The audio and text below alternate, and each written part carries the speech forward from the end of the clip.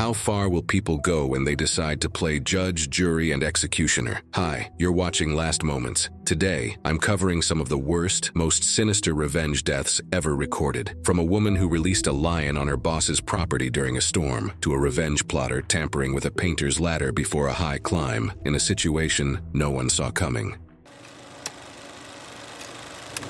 It was September 5th, 2018, on a busy beach in Mumbai, India.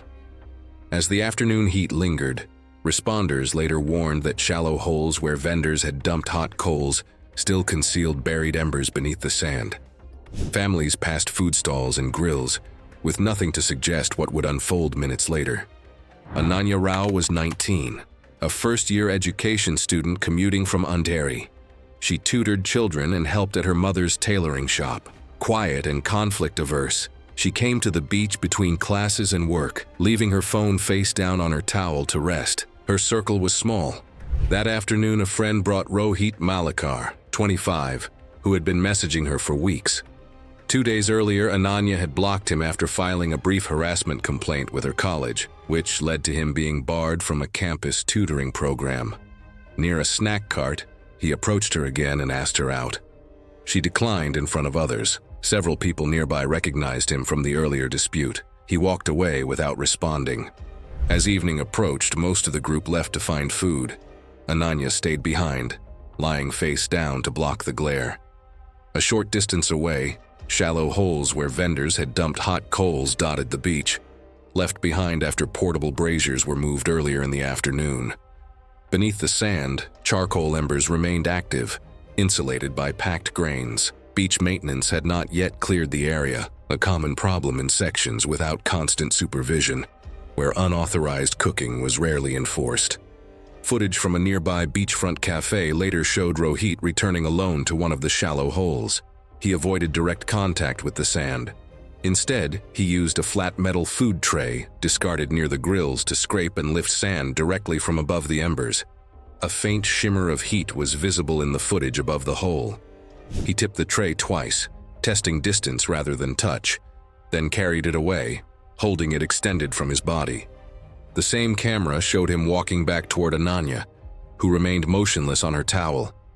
He dropped the heated sand directly onto her head and shoved her face down with both hands before recoiling almost immediately from the heat. Ananya convulsed, arms scraping the ground as sand flooded her mouth and nose. Her cries were muffled, choked by grit.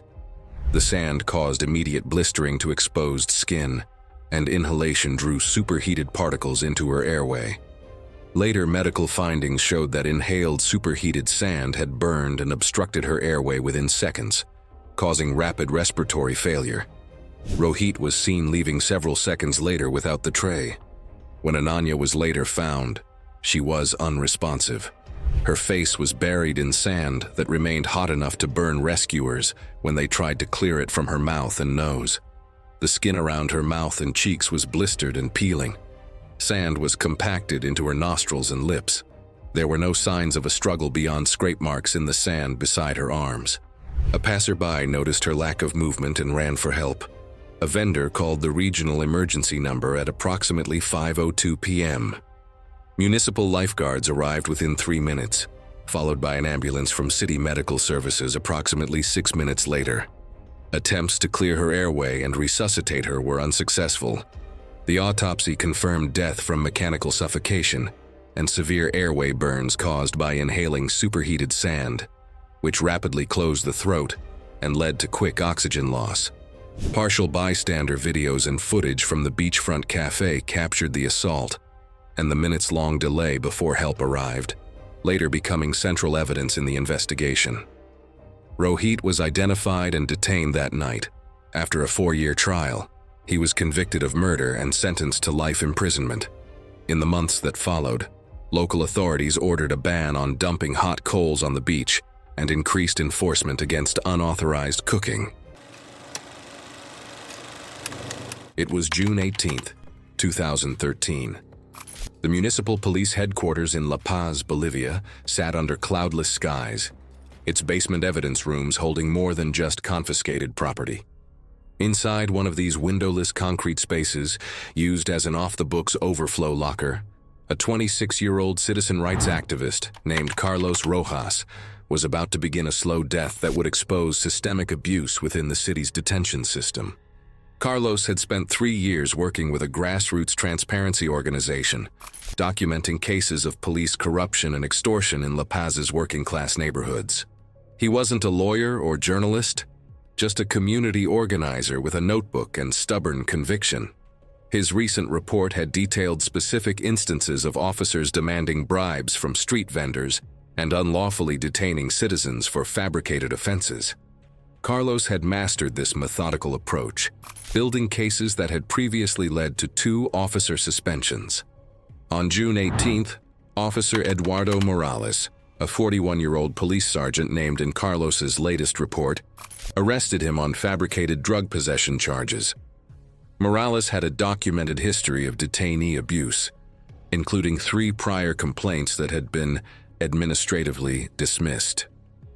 Instead of processing Carlos through normal booking procedures where his detention would be logged and monitored, Morales took him directly to the basement overflow room.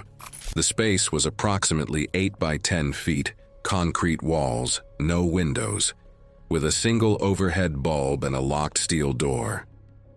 Morales had repeatedly tampered with the evidence ledger and the quartermaster's key logs. Morales told other officers Carlos was being held pending investigation, but never entered him into the official detention log. No food or water was provided. The room had no toilet or sink. June temperatures in La Paz reached 65 degrees Fahrenheit during day, but the basement remained cold at night. Carlos's family reported him missing within 24 hours, but police claimed they had no record of his whereabouts.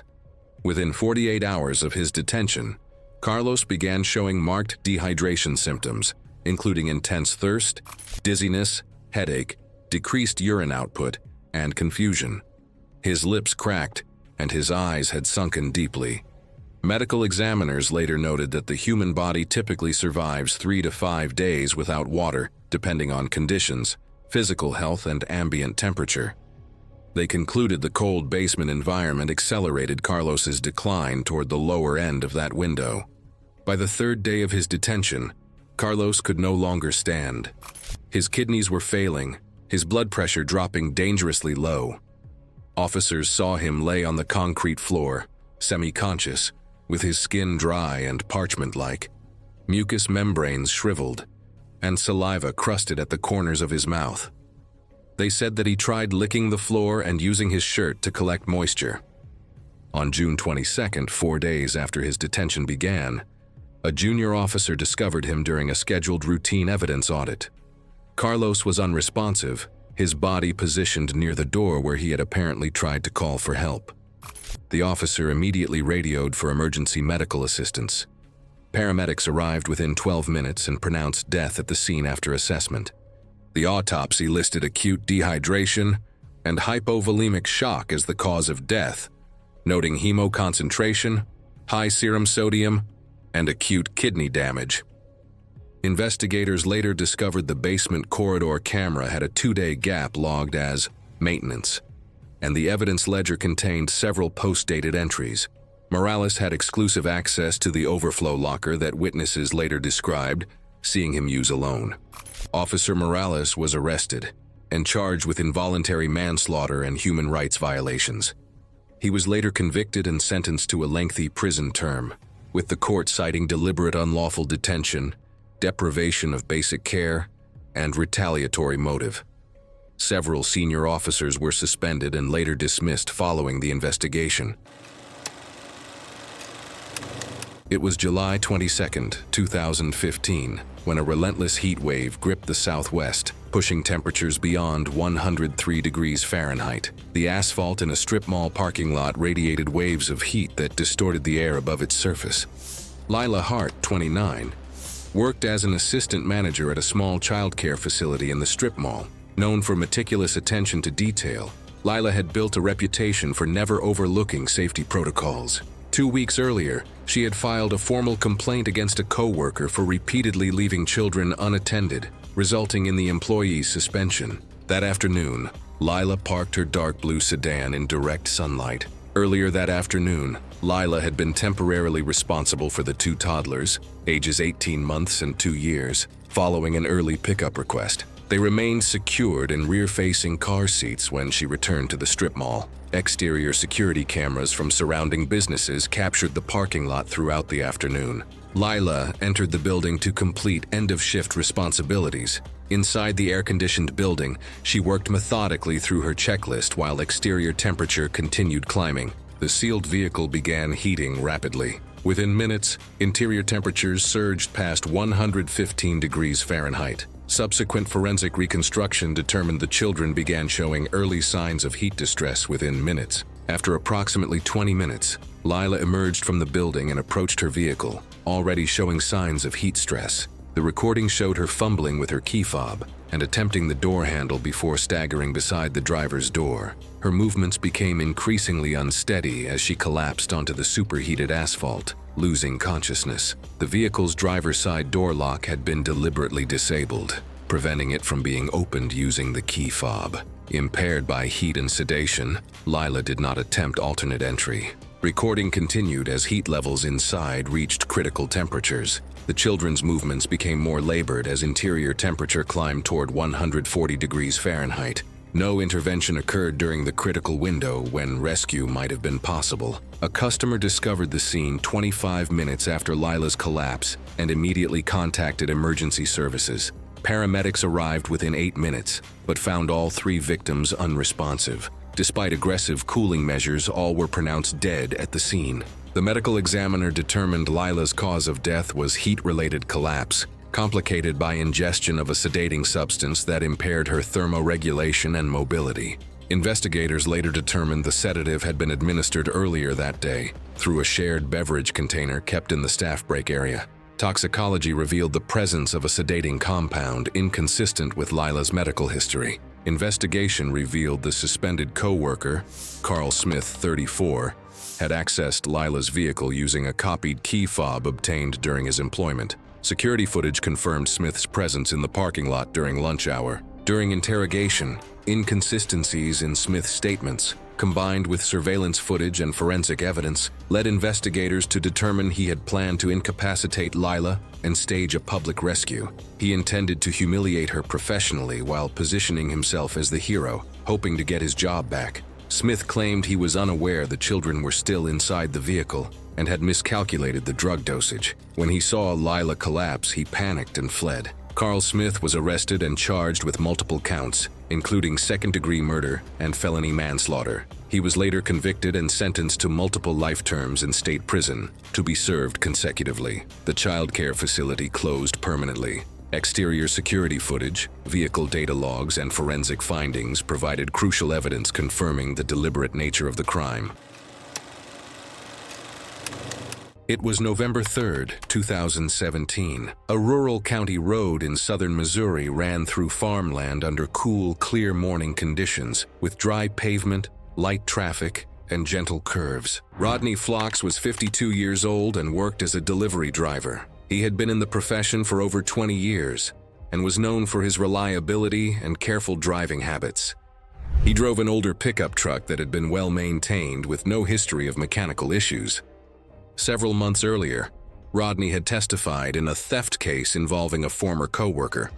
The former co-worker was identified as Nathan Kells, age 24. He had been convicted largely based on Rodney's testimony.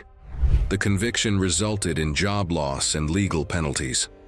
In the weeks following the trial, Nathan sent threatening messages to Rodney, including one stating that Rodney had ruined his life. Nathan had access to the parking area where Rodney stored his truck overnight. Security cameras covered portions of the lot. The truck was parked in an unsecured section used by multiple drivers. Early that morning, Rodney began his usual delivery route. His truck was equipped with a dash cam that recorded continuously. The route included a downhill curve approximately 3 miles from his starting point. As Rodney approached the curve, he applied the brakes. Moments earlier, the dash cam briefly captured the brake warning light illuminating as hydraulic pressure dropped. The footage showed the brake pedal fully depressed, but the truck failed to respond as expected. The partially cut brake line caused progressive hydraulic loss, reducing braking efficiency unevenly, rather than causing total failure. The front brakes retained limited stopping power, but the system degradation left Rodney unable to slow the vehicle enough to navigate the curve safely. He pumped the brakes repeatedly with minimal effect. The truck continued rolling forward at a reduced but uncontrolled speed. He attempted to downshift and use the emergency brake. The vehicle slowed further, but not enough to navigate the curve safely. The truck drifted off the road and into a shallow ditch on the right side. The terrain caused the vehicle to tip, and it rolled twice before coming to rest on its side. Rodney was not wearing his seatbelt. The dashcam captured him being ejected through the driver's side window during the second roll. He struck the ground and did not move. A passing motorist witnessed the rollover and called emergency services. Paramedics arrived within 12 minutes. Rodney was unresponsive and showed no vital signs. He was pronounced dead at the scene. The cause of death was blunt force trauma sustained during ejection from the vehicle. Investigators examined the truck and discovered that the rear brake line had been partially cut. The cut was clean and deliberate, designed to degrade braking performance gradually. Brake fluid had leaked slowly, reducing hydraulic pressure over time. Authorities reviewed low-light infrared security footage, showing Nathan entering the lot late that night and crouching near Rodney's rear wheel well. During questioning, he denied tampering but could not explain his presence. Forensic analysis later matched tools in his possession to the brake line cut. He was charged with second-degree manslaughter. Prosecutors argued that his actions were deliberate and motivated by revenge. The evidence included the sabotaged brake line, security footage, threatening messages, and forensic tool analysis. The trial concluded with a conviction. Nathan Kells was convicted of second-degree manslaughter and sentenced to 10 years in the Missouri State Prison. Prosecutors emphasized that the gradual brake failure created a foreseeable risk of serious harm, regardless of whether death was the stated goal. The case closed 10 months after the incident. It was March 11, 2017, afternoon, inside a packaging factory outside Cebu City in the Philippines. Television crews walked across the noisy production floor during a public event celebrating the company's expansion. Behind the cameras and speeches, workers watched the oldest machines with visible unease. Eduardo Ramirez was 60 and owned the factory. He cared more about production than safety. For years, workers complained about broken emergency shutoffs, damaged conveyor systems, and safety guards removed to run machines faster. Maintenance crews repeatedly warned that machines on line 4 had become unstable and dangerous, but little was done beyond temporary repairs. Workers who raised concerns were threatened with losing overtime. The worst accident happened in August 2016, when 29-year-old machine operator Marco Villanueva became trapped inside a defective roller assembly during a night shift. The emergency stop button failed when co-workers tried to shut the machine down. Marco survived after emergency surgery, but lost his right arm above the elbow. Over the following months, he publicly begged Eduardo Ramirez to improve safety inside the factory and provide compensation. Ramirez dismissed the criticism during interviews and blamed the accident on human error. He also fought parts of Marco's compensation claims in court, leaving him buried in medical debt while unable to work. Marco became deeply depressed from the pain, financial pressure, and humiliation. On November 18, 2016, he was found dead in his apartment, taking his own life.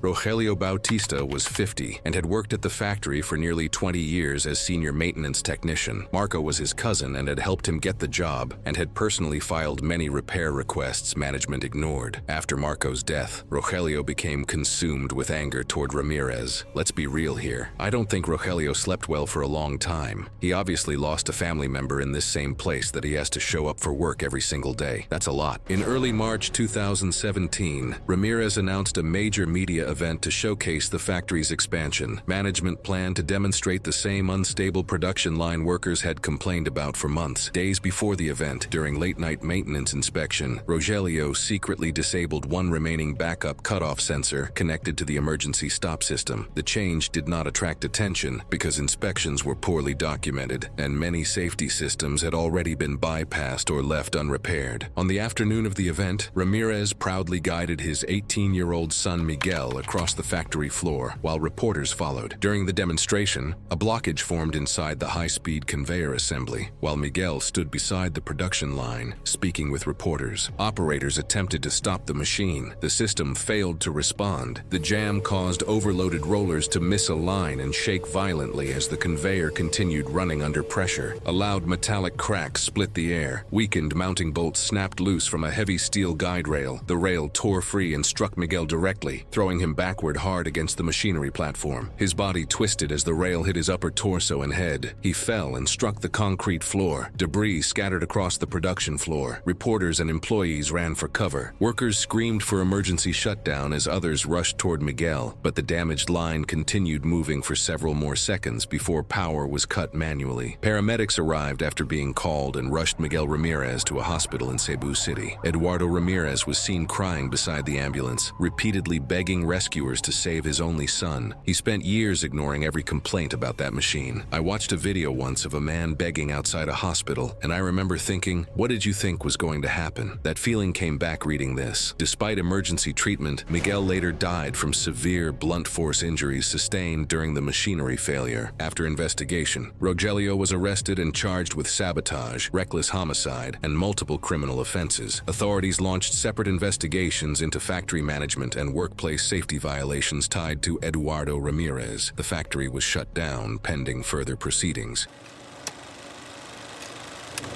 It was January 17, 2018, at Whistler Blackcomb in British Columbia. Low fog flattened depth, wind hardened slabs, and patrol posted warnings. Yet by mid-morning, crowds moved normally, masking danger. One of the skiers on the slope was Lena Park, who was 26 and treated skiing more like something to post than something to enjoy.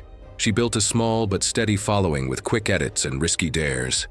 Brands sent her gear, resorts shared her videos, and her longtime college friend Mara Holt, 26, was often beside her. Mara skied carefully, avoided attention, and asked more than once not to be filmed, but Lena ignored it. Fear turned into jokes, falls into captions, and the views kept growing. Mara worked in logistics and liked order, which Lena brushed off as boring, but Mara relied on to feel in control. Over time, the teasing stopped being casual.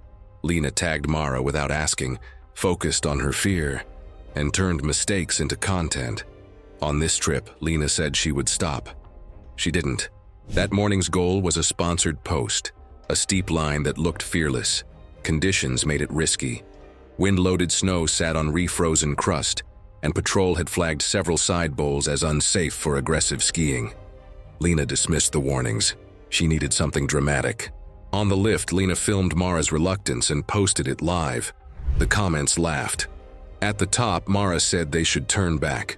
Lena skied a short distance into a side bowl and stopped at a rollover, calling for Mara to follow so she could film the descent. From above, the surface looked smooth. Lena dropped in first to set the angle. She made 2 controlled turns and stopped near a narrow section where coverage thinned. Mara followed slowly, stopping several feet uphill. Lena shouted for her to come closer, angling her camera back uphill. What happened next was brief and visible. Mara stepped forward and shoved Lena hard from behind, both hands to her upper back. The push knocked Lena off balance before she could reset her stance. Her skis crossed. She slid immediately, accelerating downslope. Lena tried to recover, but the surface alternated between ice and breakable crust. One ski edge caught and released. A pole snapped. Her body tumbled, striking exposed rock beneath the snow. Her helmet took multiple impacts. She slid until her body folded sharply against the slope and stopped. Mara stood still for several seconds. Then she skied down. Lena was alive when Mara reached her. Her breathing was shallow and uneven. Blood pooled near her head. One leg was visibly twisted. Mara waved for help. Another skier stopped and contacted patrol. The first responder arrived within minutes. Lena lost consciousness during transfer to the sled. She was pronounced dead at the clinic. The coroner reported severe blunt force trauma, skull fracture, cervical spine injury, collapsed lung, and internal bleeding. Death occurred shortly after the fall. No substances were found. Investigators later reviewed fixed mountain cameras and multiple phone videos posted earlier that morning. The footage showed the shove clearly. The patrol warnings were visible in frame.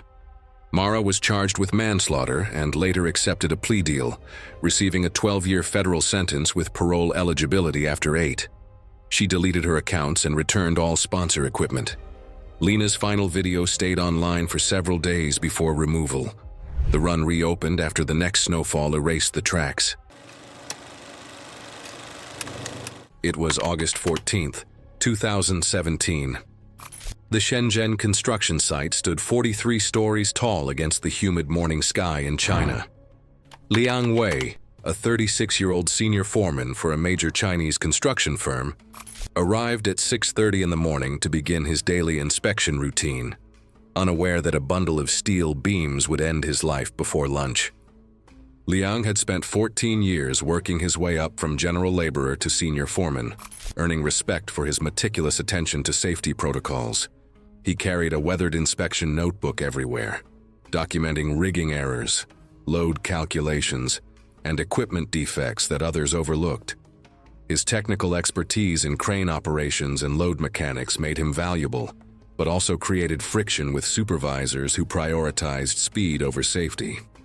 Construction crane work involves coordinating massive suspended loads using steel cables and rigging systems, where a single failed connection point can send tons of material plummeting to the ground below, requiring constant vigilance and adherence to load capacity limits, and mandatory rigging inspections that were often violated under deadline pressure. 3 weeks earlier, Liang had filed a formal complaint against Supervisor Chen Rong, 40, after discovering falsified rigging inspection reports on Chen's crew. The complaint triggered an internal investigation that threatened Chen's position. Co-workers later recalled increasing hostility between the two men, including a heated argument in the site office 2 days before the accident, where Chen accused Liang of sabotaging his career.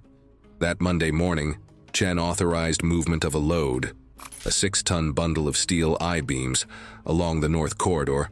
Fully aware, Liang conducted his daily inspections along that exact path between 11 o'clock in the morning and noon, and deliberately scheduling the lift during that window. The rigging pins required regular visual inspections. Chen's crew had not performed the mandated checks in over a week, and a fatigue crack had developed inside one of the rigging pins, not visible during routine visual checks, and only exposed once the load was placed under full tension. Liang began his inspection route that morning, moving methodically through the construction zone with his notebook. Site rules forbade workers from passing beneath suspended lifts, but that corridor had been left open that morning to speed traffic.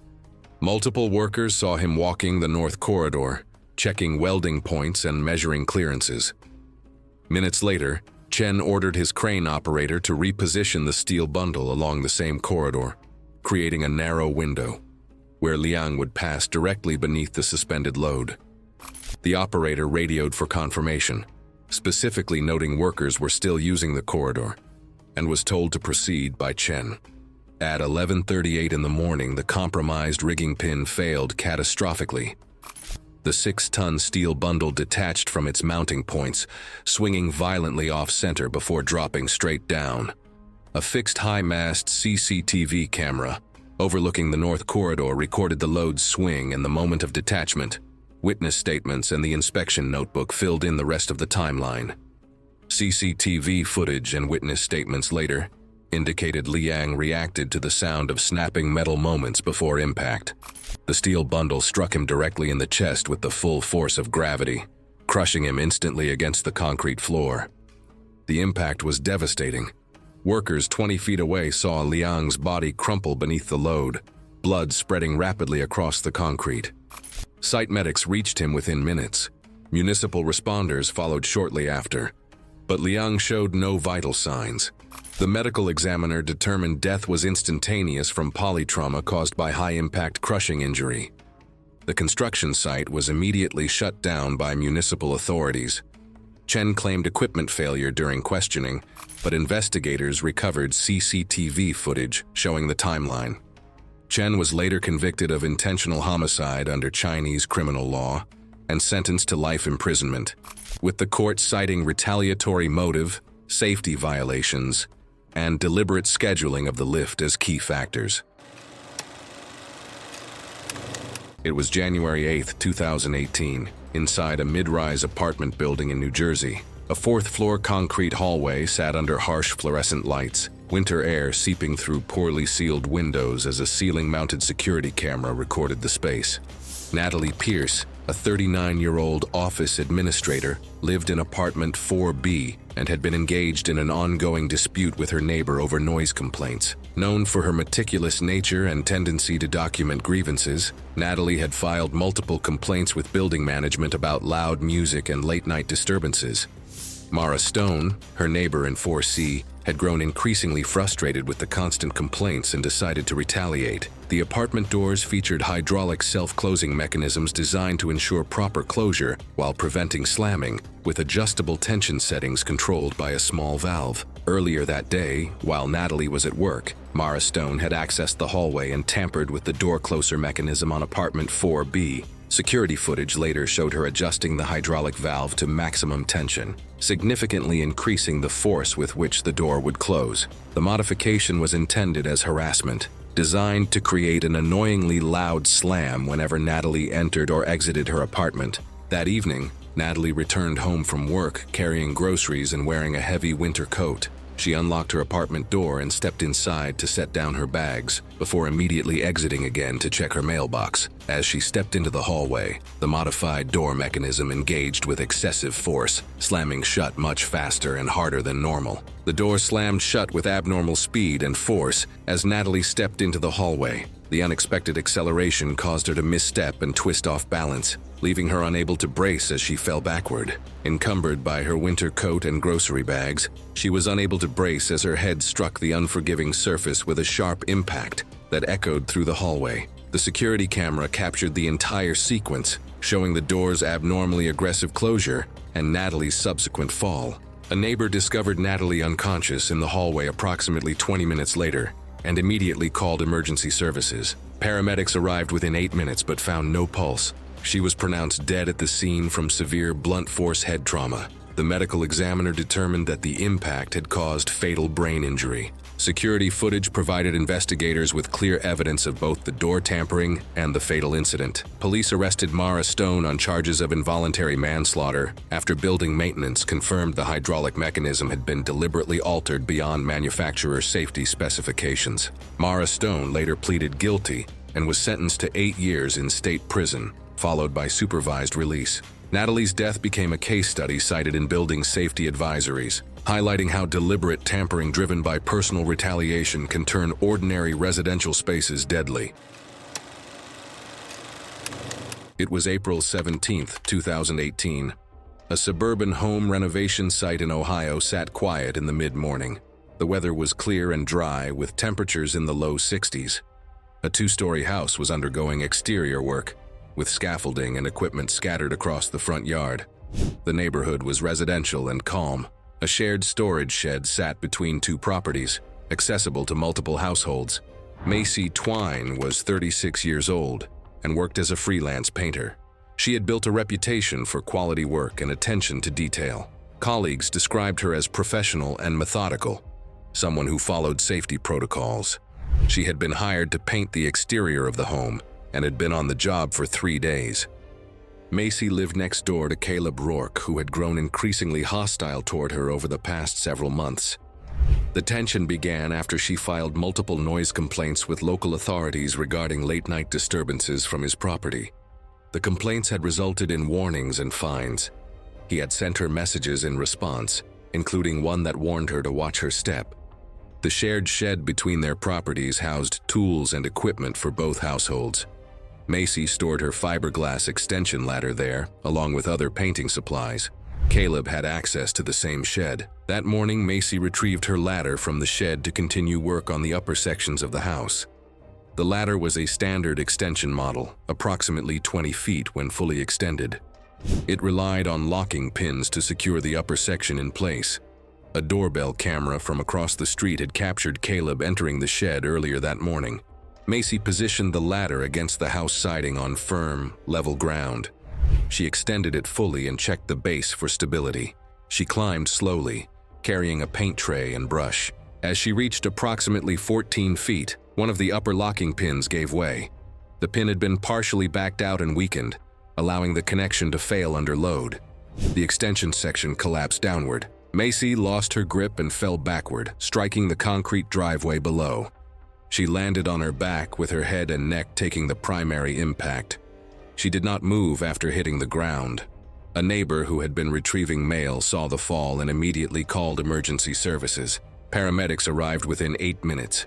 Macy was unresponsive and showed no signs of breathing. They pronounced her dead at the scene.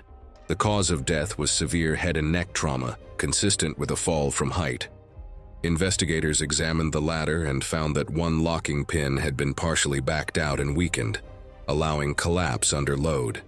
The mechanism showed signs of tampering, with tool marks visible on the metal components. Authorities reviewed footage from the doorbell camera. The recording showed Caleb entering the shed approximately 30 minutes before Macy arrived. Investigators also recovered the threatening messages he had sent. During questioning, Caleb denied tampering with the ladder, but could not explain his presence in the shed that morning. Tool marks on the ladder matched a wrench found in his garage. He was charged with involuntary manslaughter under Ohio law. Prosecutors argued that his actions were deliberate and motivated by retaliation for the noise complaints. The evidence included the tampered ladder, doorbell footage, threatening messages, and forensic analysis. The trial concluded with a conviction. The court determined that the tampering was intentional and that he had knowingly created a life-threatening situation. Macy's death was ruled a direct result of his actions. Caleb Rourke was sentenced to 8 years in Ohio State Prison. The court cited deliberate equipment tampering as an aggravating factor. The case closed 11 months after the incident. It was September 18, 2019, a Wednesday night on a wooded property outside Broken Bow, Oklahoma. Severe thunderstorms swept across McCurtain County, which knocked out power lines, leaving the area in complete darkness. Paul Bennett was 52, and he was a luxury real estate investor and exotic animal collector. Online, he posted photographs beside rare servals, caracals, and hybrid jungle cats while boasting about his remote sanctuary. Locals knew the ranch existed, but very few had ever been inside it. Paul paid cash to anyone willing not to ask questions. I want to be real here. If I see a job like this with cool cash and less questions, trust me, I won't pass on it. One of the people working for Paul was 34 Lena Alvarez. She's divorced and struggling to support her elderly mother who suffered from severe kidney disease and heart complications. Lena operated a small delivery business using an aging refrigerated van to transport raw meat, antibiotics, sedatives, and maintenance supplies across southeastern Oklahoma.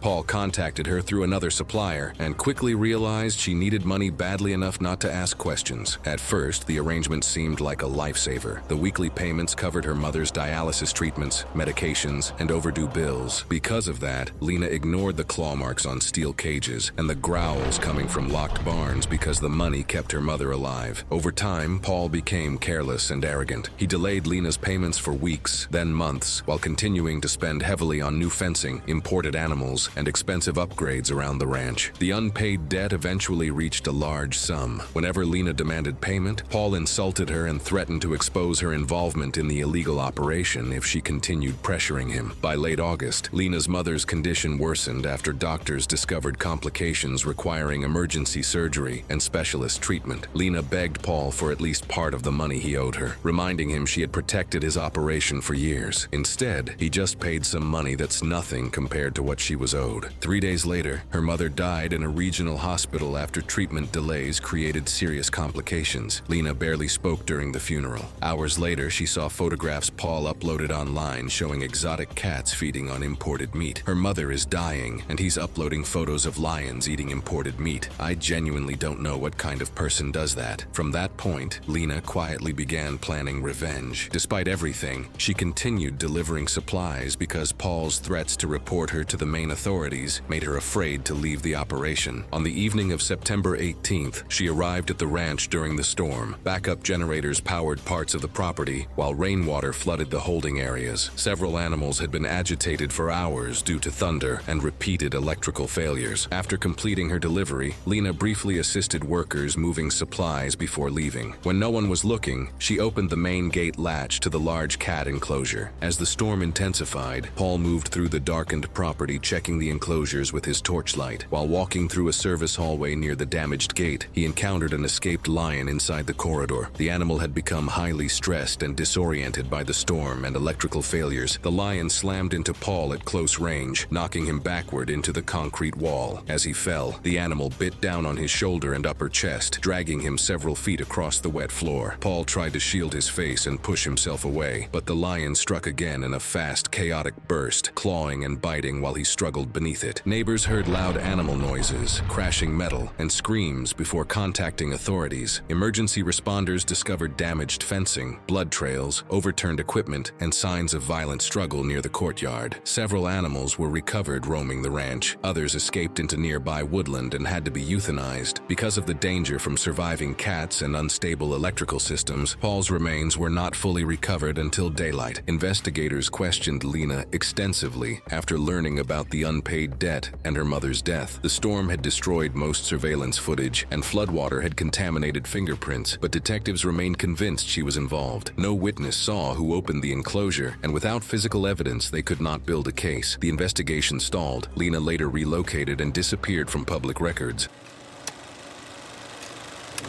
It was August 14th, 2014, in downtown Raleigh, North Carolina. Humidity clung to the air as crews arrived before sunrise to prepare a critical beam lift. Streets were closed, traffic diverted, and local news cameras waited across 4th Street, broadcasting the courthouse annex project live that morning. Daniel Brown had supervised construction sites for more than 2 decades, rising from general laborer to site foreman through a mix of technical skill and political leverage. At 47, he still maintained active certifications on heavy equipment, partly out of pride and partly to project authority. Brown was known inside the company for pushing jobs ahead of schedule, often by taking control himself when delays threatened. Since his son, Marcus Brown, 28, joined the company as a rigger 2 years earlier, Brown increasingly treated safety objections as personal challenges rather than operational concerns. The tower crane stood 180 feet tall and was rated for loads up to 12,000 pounds.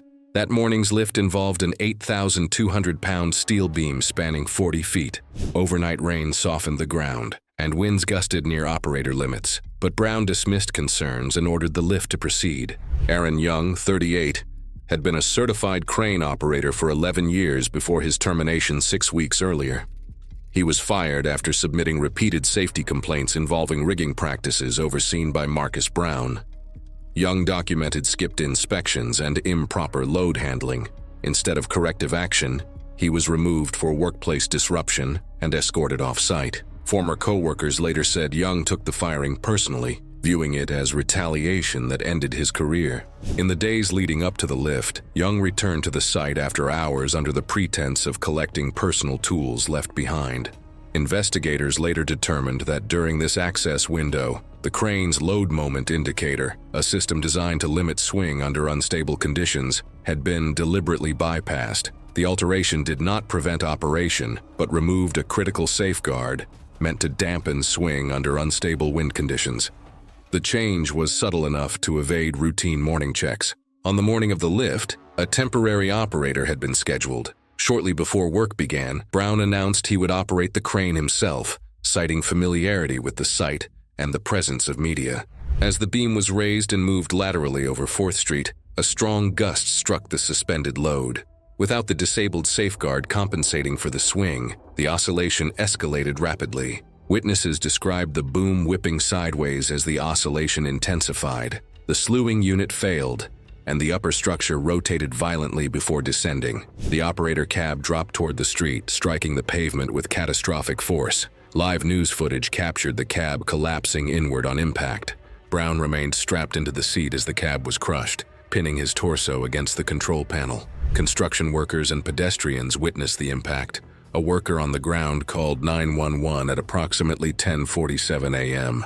Emergency responders arrived within 12 minutes, but Brown was pronounced dead at the scene. The medical examiner reported multiple rib fractures, massive internal bleeding, and crushing injuries to the chest and abdomen. Death was immediate, caused by traumatic shock and respiratory failure. Toxicology testing was negative.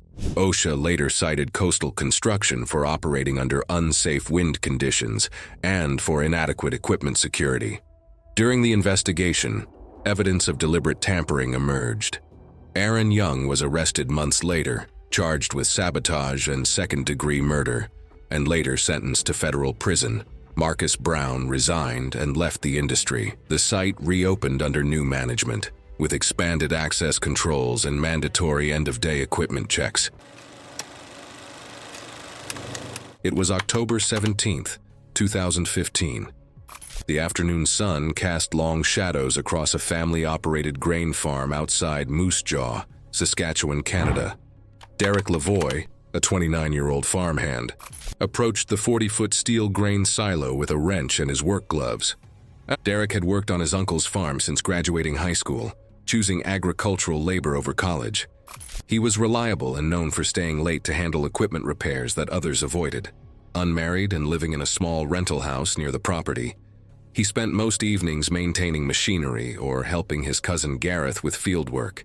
His hands were calloused from years of manual labor, and his friends said he took pride in being the go-to person for difficult mechanical problems around the farm. Grain silos store thousands of bushels of wheat or barley, with augers moving grain from bottom to top. Clogs create voids and unstable bridges that can collapse suddenly, and moving grain can engulf a person in seconds. Most farms require lockouts and spotters, but smaller operations often skip these precautions during busy seasons. That afternoon, Derek needed to clear a jammed auger inside the main silo. The blockage had stopped operations for 2 days, delaying shipments to a regional grain distributor. Derek's uncle was traveling, leaving him and Gareth to handle the problem. What Derek didn't know was that Gareth, his 36-year-old cousin, had recently discovered Derek had been sleeping with his wife. The betrayal had been eating at Gareth for weeks, transforming years of camaraderie into bitter resentment. Derek climbed the external ladder and entered through the top hatch, without a safety harness or fall arrest, descending into the grain-filled chamber. Gareth remained outside, supposedly monitoring the auger controls. Standard procedure required the auger's power to be completely disconnected during internal work, with multiple safety locks engaged. Gareth had told Derek everything was secure, but he had deliberately bypassed the emergency disengage mechanism, leaving the system vulnerable to accidental or intentional activation. At approximately 3:15 in the afternoon, Derek reached the blockage point 15 feet below the grain surface.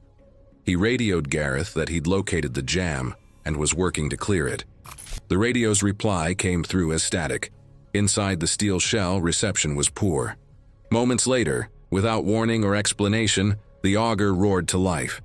The mechanical screw began churning violently, creating immediate and catastrophic grain movement. Derek shouted into his radio as thousands of pounds of wheat shifted around him, the grain flowing like liquid toward the auger's intake. The suction pulled him sideways into the steel wall with crushing force. His torso compressed against the silo's interior as grain continued flowing, pinning him completely. A farmhand working near the equipment shed heard Derek's muffled screams and ran to the silo base. He peered through the 6-inch inspection port and could see grain packed tightly against the silo wall, with no movement where Derek had been working moments earlier. The witness immediately shut down the main power and called emergency services, but the grain's pressure made extraction impossible without specialized equipment. Rescue teams spent 3 hours carefully removing grain to access Derek's body. He had suffocated within minutes of entrapment, unable to expand his chest against the compressed wheat. The autopsy revealed the official cause of death as compression asphyxia with associated crush injuries caused by grain entrapment. Provincial investigators sealed the silo and found the safety switches had been deliberately tampered that morning. Forensic testing confirmed the modifications were recent and surveillance showed Gareth repeatedly near the control panel before the accident. He was arrested and charged with second-degree murder and criminal negligence causing death.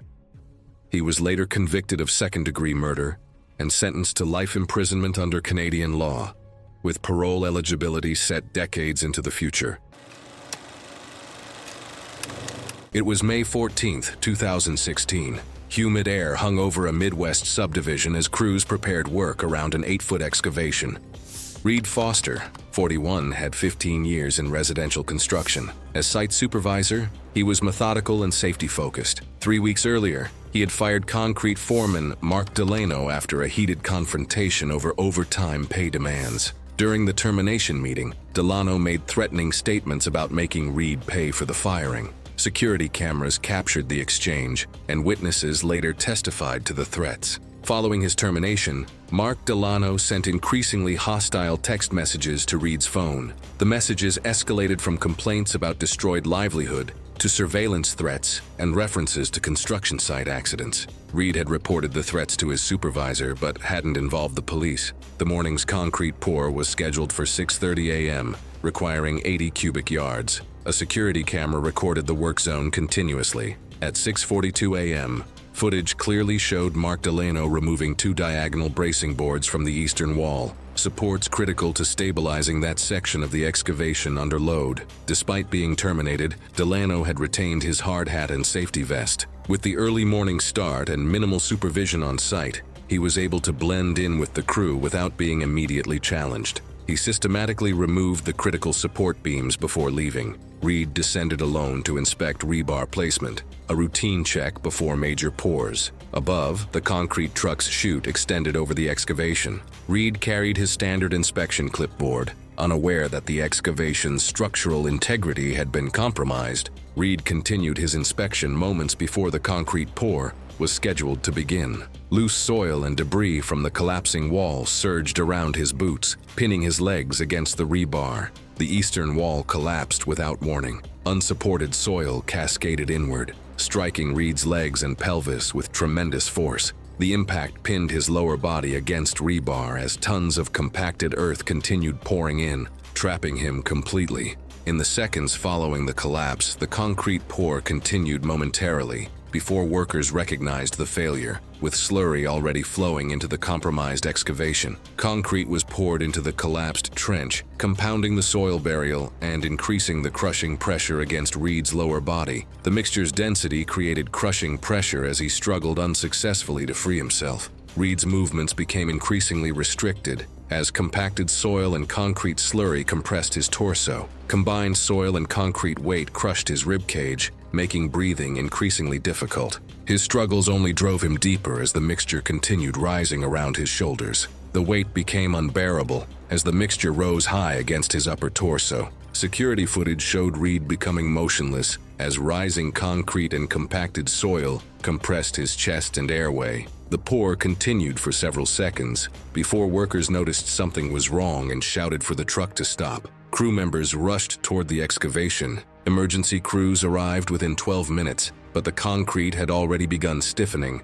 complicating rescue efforts. Recovery required jackhammers and cutting equipment. Reed was extracted after 47 minutes, but resuscitation efforts failed. The coroner determined death by compressive asphyxia with blunt force trauma. Security footage confirmed deliberate bracing removal caused the structural failure. Cell phone records placed Mark Delano at the construction site during the sabotage window, contradicting his alibi. After a 6-month investigation, Mark Delano was arrested and charged under a premeditated homicide statute. During the trial, prosecutors presented the threatening text messages, security footage, and witness testimony. Delano was convicted and sentenced to life in prison without parole. The court cited overwhelming evidence of premeditation and intent, concluding that the killing resulted from a deliberate act carried out after a workplace grievance. It was July the 12th, 2016. A private backyard in a Florida suburb sat under the early morning sun. The temperature was already climbing into the low 80s, with humidity making the air feel heavier. The backyard featured an in-ground pool surrounded by a concrete deck. Inflatable exercise platforms floated on the water's surface, and a small slide extended from the shallow end. Dew from the overnight humidity still clung to the deck surface. Bria Stent was 29 years old and worked as a fitness instructor. She was energetic and outgoing, known for hosting early morning pool workout sessions at her home. She had built a small following through social media, where she live-streamed her routines. She had recently been involved in a dispute with a former friend over accusations of client theft. The former friend was Holly Vance. She lived in an adjacent property. She had sent threatening messages to Bria in the weeks prior, including one warning that Bria would pay when she least expected it. Bria had dismissed the threats and continued her regular schedule. That morning, Bria planned an early pool workout session. She had set up a GoPro camera on a tripod near the pool to record her exercises. The camera was positioned to capture the pool deck and water surface. Bria arrived alone just after sunrise. Holly had entered the backyard late the previous night. She had applied a clear silicone-based industrial release agent to the pool deck and slide base. The substance was visually indistinguishable from moisture. The overnight dew had mixed with the agent, increasing its effectiveness. Bria activated the GoPro and began her warm-up routine. She stepped onto the treated section of the pool deck near the slide. Her foot slipped immediately. She lost balance and fell awkwardly, her body twisting as she tried to catch herself. Her trajectory carried her across the slide edge, and her head struck the pool coping stones with significant force. The impact caused a cervical spine fracture at C5 to C6 that eliminated voluntary motor control. She slid partially into the shallow water, landing face down. The spinal fracture prevented her from moving her arms or legs. She could not lift her head above the water. The GoPro continued recording as her body remained motionless. A neighbor noticed unusual stillness in the pool area and approached to investigate. The neighbor saw Bria floating face down and immediately called emergency services. Paramedics arrived and pulled her from the water. She was unresponsive and showed no pulse. They pronounced her dead at the scene. The cause of death was drowning secondary to spinal fracture and head trauma. Investigators reviewed the GoPro footage and observed the slip and fall sequence. Forensic analysis revealed the presence of a foreign substance identified as a clear silicone-based industrial release agent. Authorities examined security footage from neighboring properties. One camera captured Holly entering Bria's backyard late the previous night carrying a container. Investigators also recovered the threatening text messages. During questioning, Holly denied involvement but could not explain her presence in the backyard. A search of her home revealed a partially empty container of the same release agent found on the deck.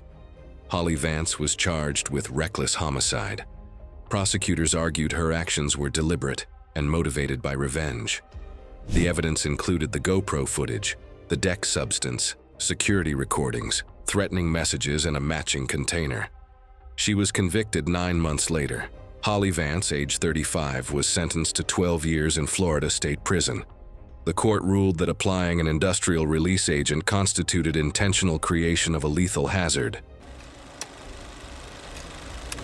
It was the afternoon of the 14th of December, 2017, at a private marina near Cairns, Australia. Tourists walked along the docks while dark storm clouds gathered over the Coral Sea during cyclone season. Despite repeated marine warnings, several charter boats still prepared to leave the harbor. Trevor Mallory was 48 and owned a charter company. He had built a profitable business offering private island cruises and sunset trips across the region. Former employees described him as reckless and obsessed with money during holiday season, often ignoring dangerous weather to avoid refunding customers. Local harbor authorities had already issued multiple storm warnings that day. Several experienced captains refused to operate tours because of dangerous wave forecasts and worsening conditions. Jacques, 32, and Kyle McGraw, 27, were newly engaged tourists from the United Kingdom. The trip was supposed to celebrate their engagement before returning home for Christmas. Several passengers asked staff whether conditions were safe before boarding. Heavy rain and strong winds had already begun hitting the marina. Employees were allegedly instructed to reassure customers that weather would clear once the boat reached open water. Multiple captains refused to go out that day. Trevor sent a 24-year-old deckhand instead and told staff to reassure the passengers. I don't have the words for that decision. Hours before departure, Mallory claimed he was too ill to captain the vessel and assigned 24-year-old deckhand Liam to operate the boat. Liam possessed only limited offshore navigation experience and had never captained a vessel alone during severe storm conditions. Shortly after leaving the marina, conditions deteriorated rapidly. Massive waves slammed against the vessel while visibility disappeared beneath heavy rain and violent winds. Passengers screamed as water crashed across the deck and the boat struggled to remain stable. Jacques attempted to shield Kyle as the vessel struck a reef and began taking on water. Distress calls were received less than an hour after departure before communication stopped. Rescue helicopters searched through the night. Wreckage was discovered the following morning, scattered across reefs several kilometers offshore. All passengers and crew drowned, including Jacques and Kyle. Authorities launched a major investigation into the disaster. Witness statements, weather reports, and company records revealed that multiple storm warnings had been ignored before departure. Mallory faced possible criminal negligence charges, as families accused him of prioritizing profit over safety. Kyle's two brothers had confronted Mallory multiple times in the months afterward, blaming him directly for the deaths. Mallory showed little remorse and repeatedly blamed the victims for boarding the trip. In September 2018, Mallory disappeared after leaving the marina late one evening. His abandoned vehicle was discovered near a remote boat ramp north of Cairns. Kyle's brothers ambushed Mallory late that night near the isolated boat ramp after he arrived alone and forced him onto a rented small boat. Mallory was restrained and thrown into deep water miles from shore. He struggled against the restraints as cold ocean water filled his lungs, but he drowned. Phone records, marina surveillance footage, and GPS data from the rented boat connected the brothers to the disappearance. Both were arrested and charged. During trial, the court found out that it was a planned act of revenge driven by grief and anger over deaths caused by Mallory's reckless decisions.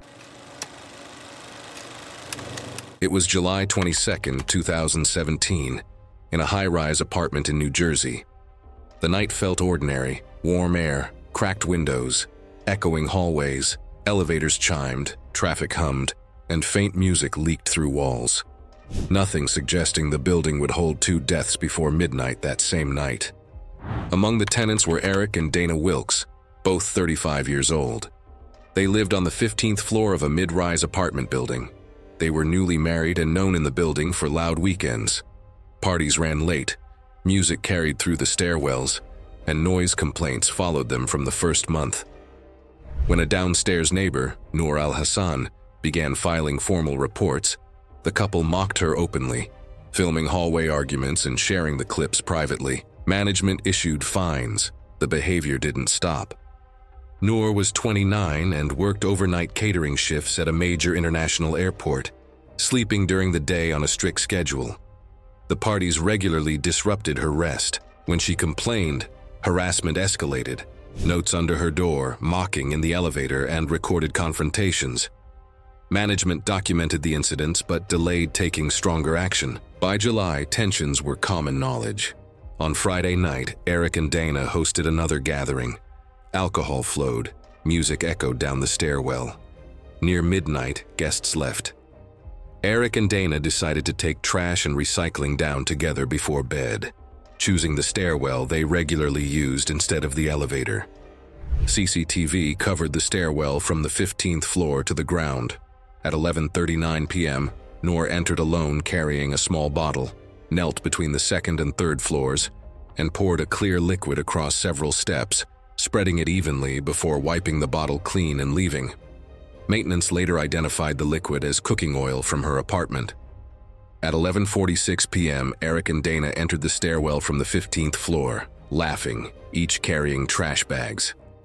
Eric descended first. As he stepped onto the oiled section, his foot slipped forward. His center of gravity shifted backward. CCTV captured his arms flailing before he fell hard, striking the back of his head against the concrete edge of a step. He went limp immediately.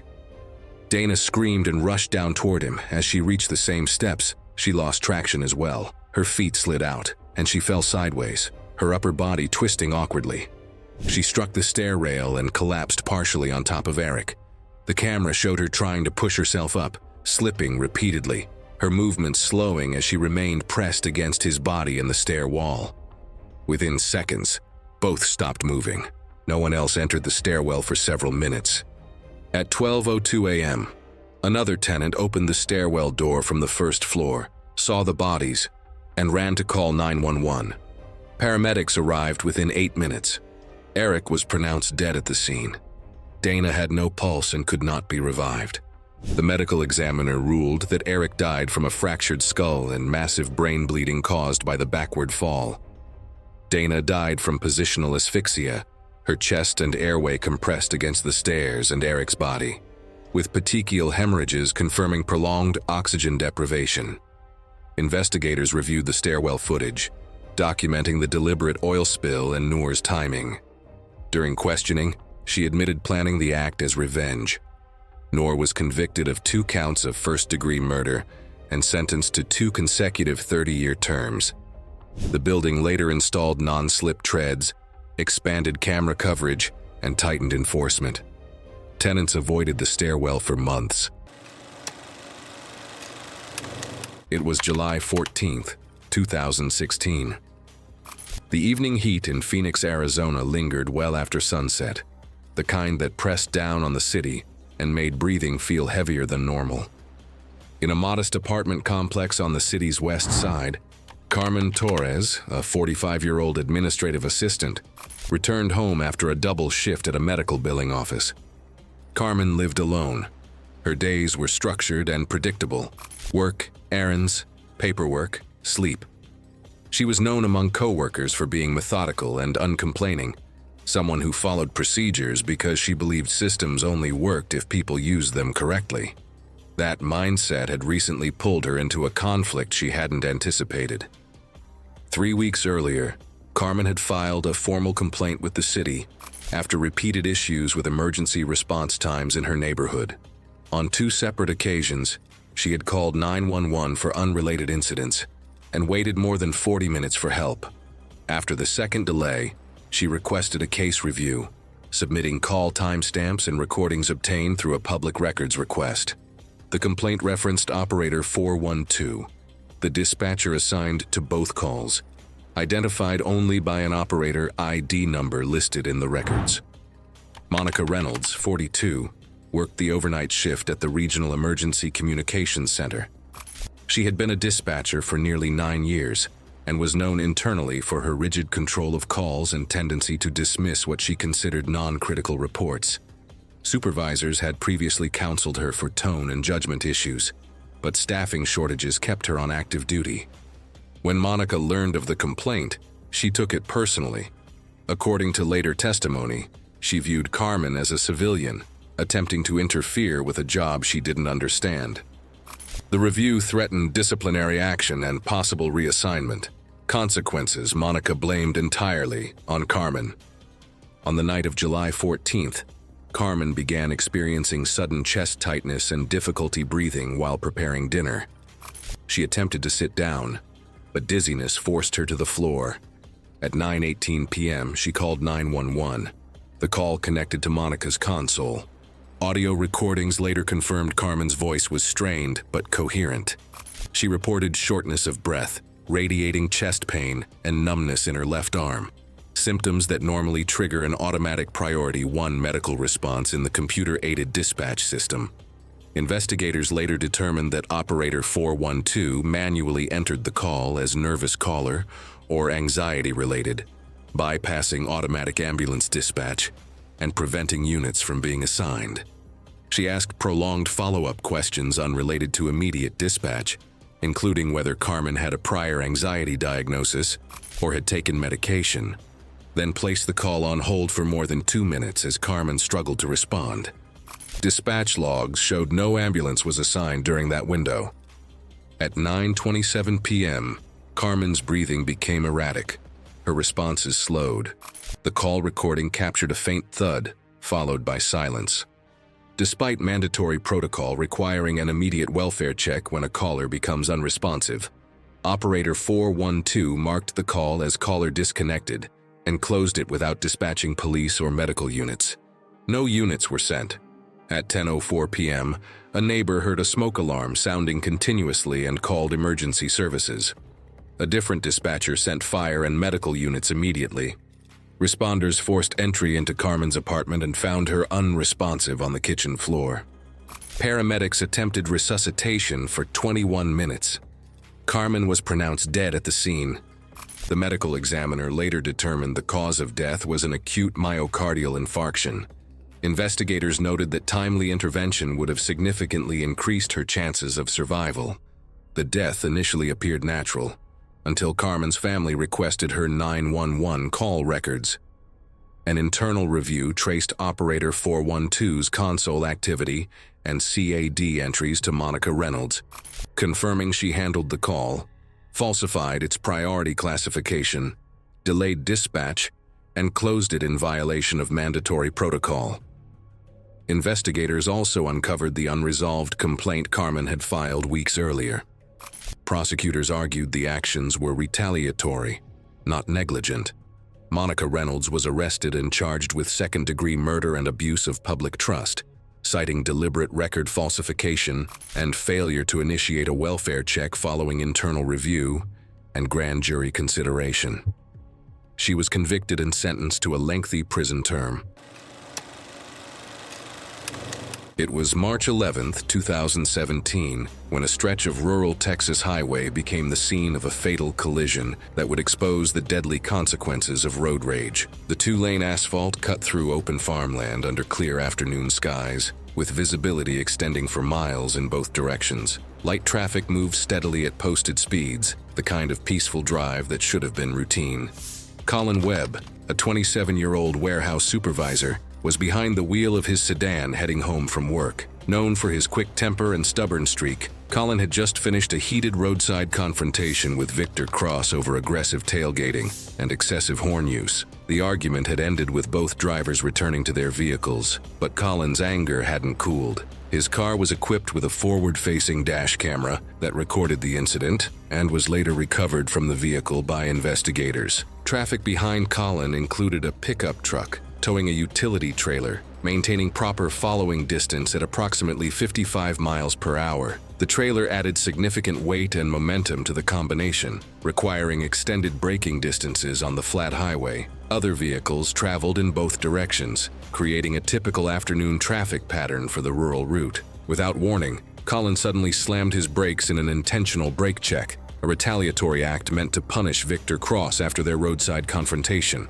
His sedan decelerated rapidly from highway speed, forcing the trailing pickup driver to react instantly. The pickup entered hard ABS braking as the driver attempted an emergency stop, but the heavy trailer's momentum caused the entire combination to jackknife. The out-of-control pickup struck Colin's rear bumper with tremendous force, launching his sedan forward into the oncoming traffic lane. An approaching SUV traveling at full highway speed had no time to avoid the collision. The SUV struck Colin's car broadside on the driver's side, crushing the driver's side door inward by approximately a foot. The side impact drove the door frame and dashboard directly into Colin's chest and head, causing severe trauma. The force of the collision spun his vehicle across both lanes before it came to rest perpendicular to traffic flow. Emergency responders arrived within 20 minutes, but Colin was pronounced dead at the scene from his injuries. The dash camera footage provided investigators with a complete record of the incident, clearly showing Colin's sudden brake application and the resulting collision sequence. The Texas Department of Public Safety ruled the death resulted from reckless driving and road rage retaliation. The pickup driver survived with minor injuries, while the SUV occupants required hospitalization but recovered. The footage ended with Colin's sedan immobilized across both lanes, a stark reminder of how quickly aggressive driving can turn fatal. Skid marks stretched over 200 feet behind the pickup truck, while debris from both vehicles scattered across the roadway for nearly 100 yards. The highway remained closed for 4 hours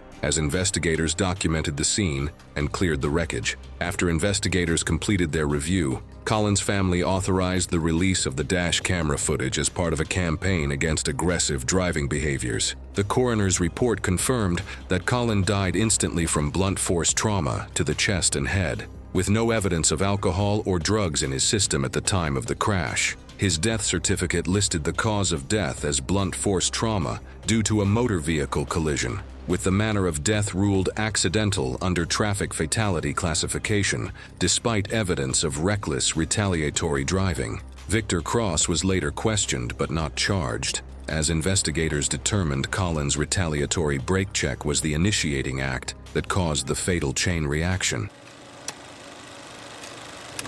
It was September 22, 2015. A public hiking overlook in Northern California traced the edge of a rugged cliff above the valley below. Clear skies and light winds had drawn photographers to the site throughout the afternoon.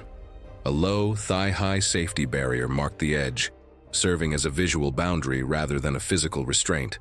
Beyond it, the terrain dropped roughly 140 feet to a rocky base. Garrick Jope, 41, arrived early to set up his drone. He was an experienced aerial photographer who regularly worked near cliff edges to capture footage others avoided. Friends described him as meticulous with his equipment and openly dismissive of people he viewed as careless or incompetent.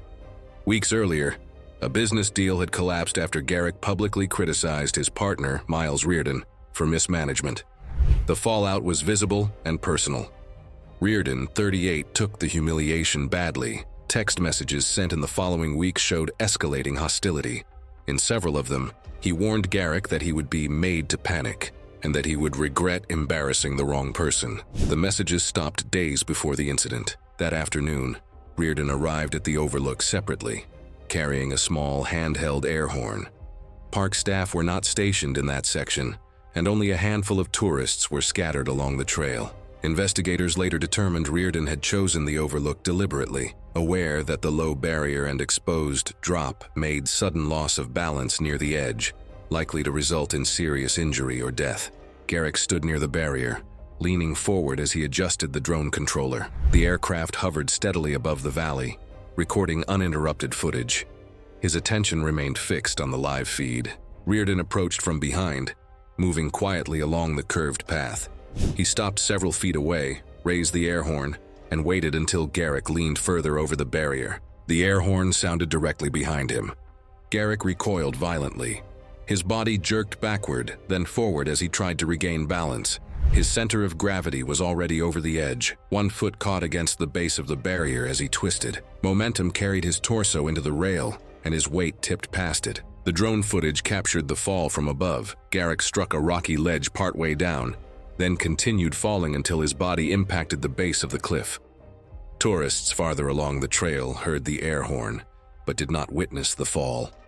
Reardon left the area within minutes. The overlook's curved layout shielded the cliff edge from casual view, and no one immediately noticed what had happened. Nearly an hour later, another hiker saw the abandoned drone controller near the barrier and looked over the edge. Emergency services were contacted, but the terrain delayed access. A recovery team reached Garrick several hours later and pronounced him dead at the scene. The cause of death was blunt force trauma consistent with a fall from a significant height. The drone later descended automatically and was recovered near the base of the cliff. Investigators reviewed its footage, which clearly showed Reardon approaching with the air horn and Garrick's reaction. Purchase records tied the device to Reardon, and prior threatening messages were recovered. During questioning, Reardon admitted to activating the air horn but claimed he had not intended Garrick to fall. Authorities determined the act was reckless, retaliatory, and carried a foreseeable risk of fatal harm. He was convicted of involuntary manslaughter and sentenced to 4 years in California State Prison. The drone footage served as primary evidence. The case closed 8 months later. It was the evening of 7th February 2016. Inside a deteriorating apartment complex in Newark, New Jersey, rainwater leaked through cracked ceilings while weak hallway lights flickered above damaged concrete staircases. Residents had spent months complaining about loose stair rails and unsafe conditions on the upper floors, where rusted metal supports had begun separating from the walls. Harold Vance was 61 and owned the property. He was widely disliked for ignoring maintenance complaints while increasing rent prices. Residents residents repeatedly warned that several stair rails had become dangerously unstable after years of water damage and corrosion. Elderly tenants complained the railings shook whenever pressure was placed on them. Building records showed Vance delayed repairs multiple times, claiming replacement would be too expensive. Former tenants described him as arrogant and dismissive whenever residents threatened lawsuits or contacted housing inspectors. Eleanor Brooks was 74 and had lived in the building for over a decade. After her daughter and son-in-law died in a highway accident years earlier, Eleanor became sole guardian of her 15-year-old grandson, Tyler Brooks. Neighbors described Eleanor as hardworking and protective, often taking small cleaning jobs around the neighborhood despite her age to support Tyler and keep him in school. Tyler was extremely close to his grandmother because she had raised him after his parents' deaths. On the evening of 7th February, Eleanor returned home carrying groceries during heavy rain after the building elevator stopped working again. She slowly climbed the staircase toward the 4th floor while balancing several shopping bags in her arms. As she reached a landing near the upper level, the rusted stair rail suddenly snapped away from the wall when she attempted to steady herself. Eleanor lost balance and fell down the concrete stairwell, striking each step hard before hitting the lower landing. Emergency responders arrived within minutes, but Eleanor died from catastrophic head and spinal injuries before reaching the hospital. The incident devastated residents throughout the building, especially Tyler, who heard the fall and rushed into the hallway moments afterward. Days later, several tenants confronted Harold Vance outside the property demanding repairs and accountability. Vance mocked residents and dismissed threats of legal action, telling them old buildings were full of risks and accidents were unavoidable. He stood outside the building where his tenant just died from a railing he refused to fix and told people accidents were unavoidable. I genuinely cannot explain that level of detachment from what you've done. In the heat of the moment, Tyler Brooks suddenly pushed through the crowd and shoved Vance near the damaged staircase railing that still had not been fully repaired. Vance lost his footing and tumbled backward down the concrete stairs. His body struck the edge of each step as he fell, rolling and twisting. He struck the lower landing hard on his back and head before stopping. Several residents screamed and rushed downstairs while others called emergency services. Harold Vance died at the hospital from severe head injuries caused by the fall. Investigators reviewed witness statements and security footage before concluding Tyler had intentionally pushed Vance because of Tyler's age and the emotional trauma surrounding his grandmother's death. Prosecutors charged him in juvenile court, while defense attorneys argued years of grief and neglect contributed to the incident. The apartment complex was later condemned after inspectors uncovered dozens of major safety violations ignored for years. It was November 11th, 2013 in Laredo, Texas, inside a small auto repair shop along a border service road. Mild weather kept the bay doors open and radios playing as customers came and went. The evening felt routine, with nothing on the surface suggesting the strain that had been building behind the scenes. The tension focused on Miguel Santos, who was 40 and known as the guy the shop leaned on when work ran late. He stayed after hours, followed the rules, and handled repairs others didn't want. Outside the shop, he picked up overtime and coached youth soccer to support his infant twin daughters. That balance fell apart after he reported a co-worker, Daniel Jones, 38, for stealing tools and selling them off-site. Management confirmed the theft and issued a warning, and from then on, the atmosphere in the shop changed. The argument started soon after. Daniel accused Miguel of snitching and costing everyone money. Other mechanics overheard shouting near the tool cages and service bays. Managers tried to keep them on separate shifts, but short staffing meant they still crossed paths. Security cameras recorded several heated encounters in the weeks before the incident, including one where Daniel told Miguel he would regret it. On Veterans Day evening, Miguel stayed late to finish a suspension repair on a luxury SUV.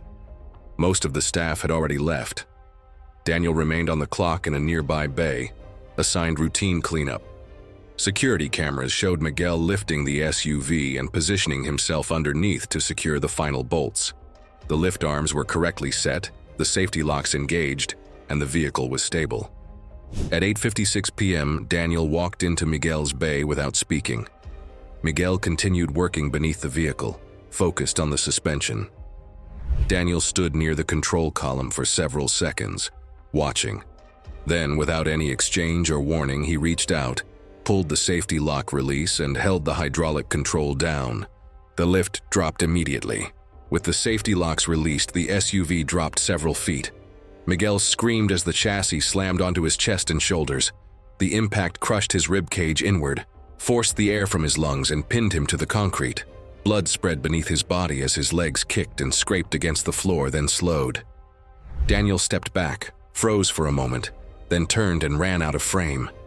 The vehicle continued to settle unevenly, fully trapping Miguel beneath it. His arms were pinned, his head pressed sideways against the concrete. His mouth opened and closed as his chest failed to rise.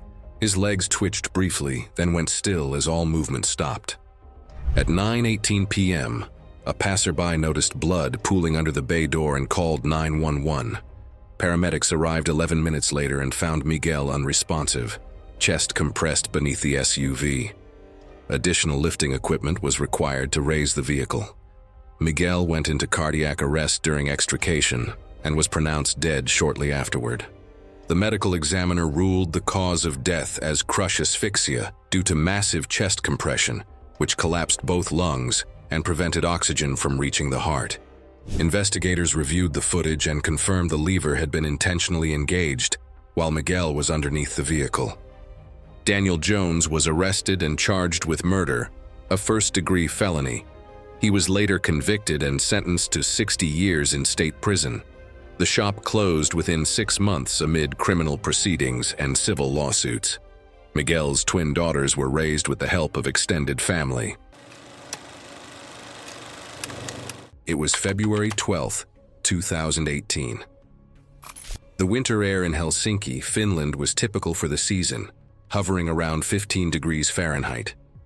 Inside a downtown fitness center, Mikko Line, a 33-year-old gym supervisor, arrived for his evening shift unaware that a workplace conflict he'd dismissed would escalate into his final hours. Mikko had worked in fitness management for 9 years, climbing from personal trainer to supervisor at one of Helsinki's mid-tier gym chains. He was known for his rigid management style and zero-tolerance approach to maintenance violations. Friends described him as efficient but abrasive, someone who prioritized protocols over people. His personnel file showed multiple complaints about his confrontational methods, particularly toward junior staff. 2 weeks earlier, he'd formally reprimanded Jari Koskinen, a 28-year-old maintenance worker, for leaving cleaning supplies unsecured, threatening termination for future violations. Co-workers later told investigators that Jari became openly resentful afterward, repeatedly stating Mikko had ruined his job and would pay for it. The reprimand was logged in the facility's internal incident system and acknowledged electronically by Jari. The Finnish sauna ran between 160 and 180 degrees Fahrenheit, controlled by decade-old electric heaters with a manual panel in the maintenance corridor. Staff were required to monitor use and ventilation, but records showed the high-temperature cutoff had been flagged as unreliable that month. The wooden door had been improperly fitted with a non-standard maintenance restraint, a temporary service bar not intended for occupied use, creating a severe safety hazard if misused. That evening, Jari approached Mikko at 6:45 in the afternoon, claiming the sauna needed immediate deep cleaning before peak hours. Mikko agreed to inspect the space first, entering the 8-by-10-foot chamber while Jari gathered supplies. The ventilation vent inside the sauna had been partially blocked due to ongoing cleaning preparations, reducing airflow. The facility's incident report later confirmed that Jari deliberately locked the door's exterior bolt once Mikko was inside, then remained briefly in the maintenance corridor, adjusting the heater controls before leaving the area entirely, despite knowing the sauna was occupied. Mikko initially didn't notice the locked door, assuming Jari would return momentarily. By 7:05 in the afternoon, the temperature had climbed past 190 degrees Fahrenheit, well beyond safe operating levels. Witness timelines later suggested Mikko attempted to exit multiple times as the heat intensified, discovering the door wouldn't budge.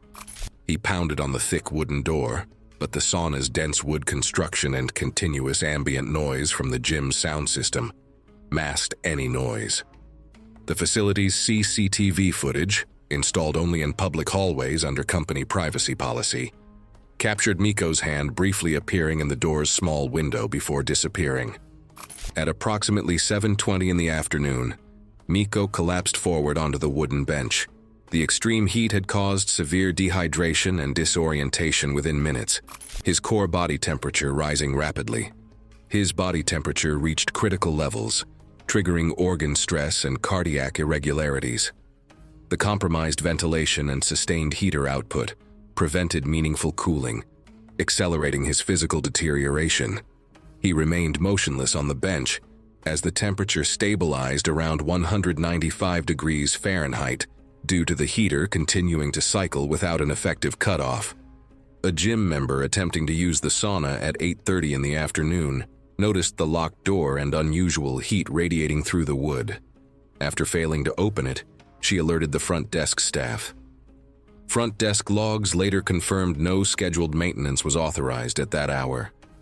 Employees forced the door open at 8:42 in the afternoon, discovering Miko unconscious and unresponsive. Emergency services arrived within 9 minutes, but paramedics pronounced him dead at the scene.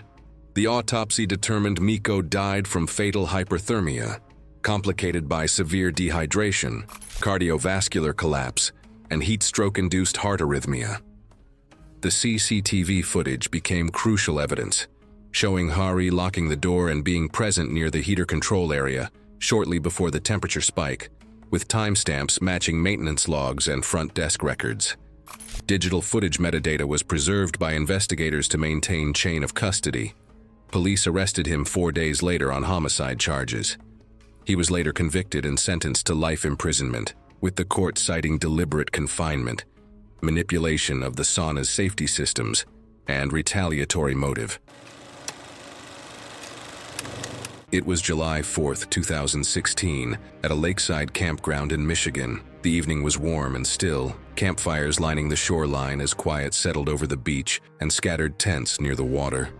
Natalie Pierce, a 22-year-old retail worker, had been camping at the lakeside site for the holiday weekend. Known for her impulsive nature and quick temper, Natalie had engaged in a heated argument earlier that evening with Felix Smith over his loud music that continued well past quiet hours. The dispute had ended without resolution, leaving both campers frustrated and angry. Natalie decided to retaliate by setting off fireworks near Felix's tent, hoping to disturb his sleep. She had purchased consumer-grade fireworks from a roadside stand, but had improperly modified them by shortening the fuse and damaging the casing, compromising the device's designed delay and stability. A smartphone had been left recording at her campsite to capture lake footage for social media. The campground remained relatively quiet as other campers settled in for the night. Natalie retrieved one of the modified fireworks from her supplies, a cylindrical device approximately 6 inches long that had been designed for safe aerial display. Her alterations compromised the fuse timing and structural integrity, making the device unpredictable and prone to premature detonation. She positioned herself near the water's edge, approximately 30 feet from Felix's tent, planning to light the firework and throw it toward the shoreline to create maximum noise and disruption. Natalie ignited the fuse with a lighter, expecting the standard 3-second delay before detonation. However, the modified firework malfunctioned immediately due to the removed safety wrapping. Instead of the planned delay, the device detonated almost immediately after ignition, exploding while still in her hand. The explosion created a bright flash visible across the campground, followed by a sharp crack that echoed off the water. Fragments from the fireworks struck Natalie's neck and upper chest, causing catastrophic soft tissue damage and rapid external bleeding. She collapsed onto the sandy beach and rapidly lost consciousness as blood loss progressed. The smartphone continued recording from its fixed position, capturing the flash of the explosion, the sound, and Natalie's collapse. Other campers rushed to the scene within minutes, but Natalie had already lost consciousness from massive blood loss. Emergency services were called immediately, but the remote campground location meant a 25-minute response time for paramedics. Natalie was pronounced dead at the scene before medical help could arrive. The medical examiner determined the cause of death as exsanguination from multiple penetrating wounds. The smartphone recording provided investigators with clear evidence of the firework ignition and subsequent explosion. Police determined that Natalie had improperly modified the consumer fireworks, removing safety features that led to the premature detonation. The investigation determined the incident stemmed from retaliation against Felix Smith, who was questioned but not charged. The medical examiner ruled the manner of death accidental, citing improper handling and modification of consumer fireworks. Natalie's death became a cautionary example of how amateur pyrotechnic alterations can turn celebratory devices into deadly weapons. It was June 14, 2016. A rural equipment yard in West Texas sat quietly under the early morning sky. The sun had just begun to rise, casting long shadows across rows of stacked materials and idle machinery. The air was still and dry, typical for the season. No wind stirred the dust between the storage bays. The yard was empty except for one person on duty. Xander Holtz was 34 years old and worked as an independent hauler. He had a reputation for moving fast and cutting corners when he thought no one was watching. Over the years, he had skipped full load inspections more times than he could count, always prioritizing speed over procedure. It saved him time, and time meant more runs. He was known among other drivers as someone who took risks but always seemed to get away with it. His truck was older but well maintained, and he prided himself on completing routes faster than anyone else. That morning, he arrived before dawn to pick up a load of bundled steel pipes that had been stacked the night before. He was alone with the yard coordinator, Lena Markham, age 29, who managed dispatch and load releases. Their relationship had soured weeks earlier after Xander publicly blamed her for a delayed payout that cost him a contract. She had sent him a message days before that read, "Check your load next time." He never responded. The pipes were stacked unevenly on the flatbed trailer. Only 2 straps secured the load instead of the required 4. The upper tier sat off-center, visibly imbalanced, and had been intentionally stacked without chocks, making it dependent entirely on strap tension. Markham approved the release anyway. Xander walked around the trailer once, then climbed onto the bed to adjust a loose strap near the top. Security footage from the yard gate captured him standing on the trailer deck, leaning over the bundles.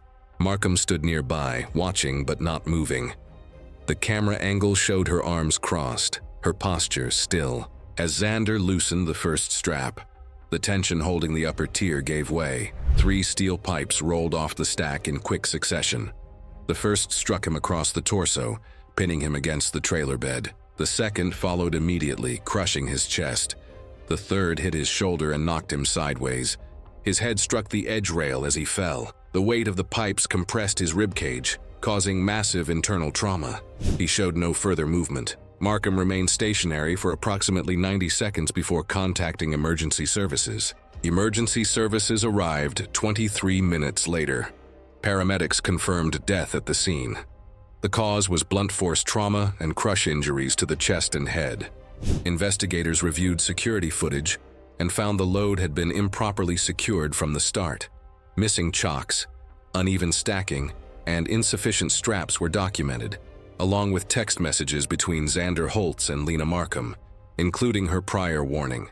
Phone and dispatch records confirmed Markham had been at the yard over an hour before Holtz arrived and had overseen the pipe stacking the previous evening. Witnesses from the previous shift verified her presence during loading operations. Authorities determined she knowingly approved an unsafe load following a personal conflict. She was charged and later convicted of manslaughter, receiving a 9-year sentence with parole eligibility. The equipment yard was fined for safety violations, permanently revised its procedures, and the case closed 4 months later. It was October 14, 2018, evening, inside a crowded church in Parramatta, Sydney, Australia. Guests filled wooden pews while soft music echoed through the building during the wedding ceremony. Fiona Blanco, who was 26, had spent 3 years with Frederick Chu, who was 30. Frederick on the outside appeared charming and successful, but behind closed doors, the relationship was abusive and controlling. He insulted Fiona at the slightest opportunity, monitored her movements, and became violent during arguments. One assault left her seriously injured and required surgery after several days hospitalized. Fiona finally left him and relocated to Melbourne to rebuild her life. Months later, Fiona found work at a finance firm and slowly began moving forward. Frederick became furious after discovering she had left him for good. During their relationship, he had secretly recorded intimate videos and private moments without her knowledge. Unable to locate her directly, he began uploading the recordings online anonymously and sending them to people connected to her personal and professional life. Co-workers co-workers discovered the material. The recordings spread through social media, private chats, and workplace gossip. Fiona begged Frederick over the phone to stop, but he continued distributing additional recordings. The harassment destroyed her life within months. Her employer pressured her to resign after co-workers and clients discussed the leaked material. She left an abusive relationship, rebuilt her life, got a job, and he followed her there with recordings. I want to be honest, toxic relationships never leave you the same. The stench follows you for a long time. Fiona struggled to find another job because the recordings continued circulating online. She became increasingly withdrawn and depressed as strangers mocked and harassed her through anonymous messages. Eventually, she was forced into unstable casual work while avoiding public attention. Nearly a year later, Fiona learned from an old acquaintance that Frederick was getting married. She traveled alone to Sydney several days before the ceremony. Investigators later believed she had obtained a handgun illegally through black market contacts, though the exact source was never confirmed. On the evening of the wedding, Fiona entered the church quietly while guests focused on the altar. As Frederick and his bride stood before the priest exchanging vows, Fiona walked down the center aisle carrying a handgun concealed inside her bag. Several guests initially assumed she was a late arrival until she stopped near the front rows and called Frederick's name. Gunshots was heard through the church. Fiona fired 4 times at close range. I keep thinking about the moment everyone in that church understood what was about to happen. But for real, was he really expecting a happily ever after? He must be dreaming. The first shot struck Frederick in the chest. She fired twice as he fell, hitting his bride in the abdomen and shoulder. Guests screamed and rushed toward the exits. Frederick collapsed onto the altar steps. His bride fell backward against the priest. Before anyone near the front could reach Fiona, she turned the weapon on herself and fired once. Emergency responders arrived within minutes. Fiona and Frederick were transported to a hospital, where both later died from their injuries. His bride died in hospital several hours later. Investigators confirmed that Frederick had used several false identities online to hide his involvement, complicating efforts to remove the content and gather evidence. It was December 9th, 2015, at a middle school in Carmel, Indiana. After 4:30 p.m., the building had mostly emptied, leaving only a few staff members finishing end-of-semester tasks, while hallway cameras continued recording every entry and exit for later review. Among the remaining teachers was Harold Harlan, 44, who had spent 14 years teaching 7th grade American history. His classroom was known for rigid discipline and public shaming. He routinely read failing grades aloud, assigned detention for minor behavior, and kept detailed records that parents later described as humiliating. Multiple complaints were filed, but internal reviews found no policy violations, as district anti-bullying rules applied only to students, not teachers. Detention took place in room 127, a former storage room off the main hallway. The space had no windows, a single inward opening door, and relied entirely on the building's central ventilation. It held a few desks, a teacher's table, and metal cabinets occasionally used to store custodial supplies. Policy required the supervising teacher to stay inside with the student, leaving both alone in an enclosed room with little oversight. That afternoon, Harlan assigned detention to Zayden Webb, a 13-year-old student who had received repeated detention since the start of the school year. Webb had been singled out frequently in class, mocked for poor scores, and once kept after school for nearly an hour longer than required, according to later statements from classmates. Security footage showed Webb entering room 127 at 3:45 p.m. and leaving at 4:15 p.m. after signing out. Later footage showed Harlan entering the room at 4:18 p.m. and never exiting. What investigators later uncovered filled in what the cameras could not. Earlier that week, Webb had accessed a custodial supply area and removed a bottle of muriatic acid used for restroom cleaning. During detention, he poured the chemical into an open container inside room 127 and damaged the door handle mechanism using a small tool from his backpack. He then sealed the container inside a cabinet and left the room, knowing Harlan often stayed behind to work alone. At 4:18 p.m., Harlan re-entered the room with papers and a laptop. As the room sat closed, hydrochloric acid vapors slowly filled the space. With no windows and limited airflow, the fumes intensified. Harlan began coughing and experienced rapid throat and lung irritation. As he tried to escape, the damaged door hardware failed. Scratch marks later found on the door and walls showed repeated attempts to force it open. The acid burned his face, neck, and hands as he struggled to breathe. He collapsed beside his desk as oxygen deprivation worsened. At 5:47 p.m., custodian James Torres noticed a sharp chemical odor in the hallway and traced it to room 127. Inside, he found Harlan unresponsive and immediately called emergency services as hallway cameras continued recording the first responders entering the room. Responders arrived minutes later but were unable to revive him. The medical examiner ruled the death an acute respiratory failure caused by prolonged exposure to hydrochloric acid vapors with severe internal and external chemical burns. Investigators later determined the act was deliberate. Webb admitted he wanted Harlan to feel trapped, citing months of public humiliation and fear. He was adjudicated delinquent for an act equivalent to murder and sentenced to confinement in a state juvenile facility until age 21. The school permanently closed room 127, revised detention policies to require multiple staff, and removed chemical storage from instructional areas. It was January 16, 2014. The morning air in Patna, India, was thick. Breakfast preparation was underway in the kitchen of a small private boarding school, steam rising from aluminum pots as rice and lentils cooked for fewer than 60 resident students. Ramesh Singh, a 45-year-old cook who had worked in the school's kitchen for 8 years, wasn't supposed to be there that morning. He'd been terminated 3 weeks earlier after repeated complaints about hygiene violations and showing up drunk during meal preparation. The district education officer had finally acted on the headmistress's formal complaint, ending Ramesh's employment without severance. Colleagues said that Ramesh blamed the headmistress entirely for his firing. They said that he'd told them he worked there longer than she had, and the dismissal meant losing his small income and facing shame in his neighborhood. For 3 weeks, he'd watched from across the street as the replacement cook arrived each morning. He knew the kitchen routine perfectly, the unlocked side entrance that had no guard during early morning hours, and the chaos of morning preparation when nobody paid attention to who came and went. That morning, a student noticed Ramesh slipped into the kitchen at approximately 10:45 in the morning, carrying a small bottle containing approximately 30 milliliters of concentrated organophosphate pesticide, telling the clerk he needed it for crop treatment. The current cook had stepped outside to receive the vegetable delivery. Ramesh moved quickly to the nearly finished dal pot, pouring the entire bottle into the simmering lentils, stirring thoroughly so it dissolved completely and left no visible trace. He was gone within 90 seconds. By late morning, the dining hall filled with younger boarding students who ate their meals together under staff supervision. Teachers distributed steel plates as the dal was ladled over rice.